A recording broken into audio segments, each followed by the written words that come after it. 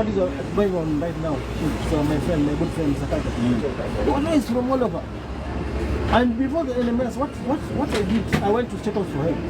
The Mr. President, I've inherited a very corrupt system. I need help. Which kind of help? We have got our own money, the county from the national government. Yeah? Whatever we're getting from the state in terms of the roads. What we do, let me give this money to Kura. I partner with the national government for them to do roads for us with our budget. That's how much money there is. There's a lot of money for roads. For roads, over 8 billion a year. So I concentrated on the small finger roads, the major county roads. So I think Mr. Kidoti, the DG Kura, is watching. If I'm lying, and not even a matter of lying, all these things are there. Whatever I'm telling you now, they are there on YouTube, in social media, the facts are there.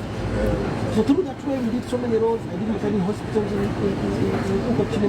I did so many things. I used to unblock these drainages even before the rains. We have the meteorological department. Yeah? They give us a calendar of when we should expect rains. So before that, we could engage everybody. We find my drainage. Because immediately I was told I went to Ghana to benchmark. I saw what the Rwandese were doing. Yeah? So I borrowed a leaf from there. You know, any city, the exit and entry points of a city are determined. In city, the transform itself. So I started planting flowers before the expressway, all the way from the airport.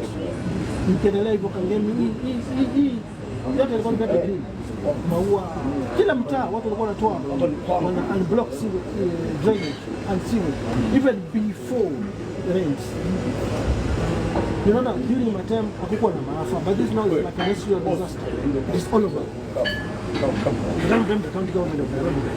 I'm not saying for that to be funny for them. Are you in Sakaja buddies?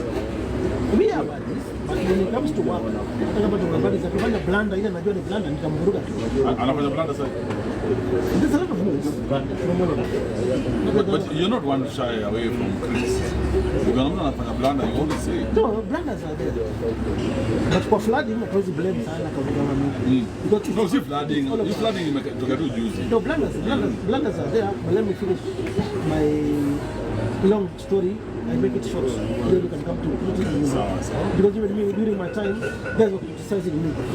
Even if you have another governor who will come up with that, even if, God willing, I go back to Nairobi, I'll still be criticised. There are so many things with this job. See, it's not an easy, it's not a walk in the park to Nairobi. You need to furahisha kila mtu. Kufanya kila kitu. So let me talk about me. You saw what happened in Kumwani. There was no water. Watoto walikuwa wanakufa. Nini ilikuwa inafanyika. I was doing two visits to all our hospitals. And actually there was a change. There was a change. I did a facelift in Kumwani. I did new maternity halls, theaters. I imported beds from India. I did so many things. What I don't know, shetani gani aliingilia the big states. So ni ufala yangu ya kuonesha Nairobi analeta do. Alafu tena pia nilipopeana pesa national government kufanya barabara Eastlands, Westlands, Southlands, everywhere ndio nisaidie. Na pesa yangu ya county, pesa ya wananchi I was collecting, development money that was coming from the exchequer, I meant well.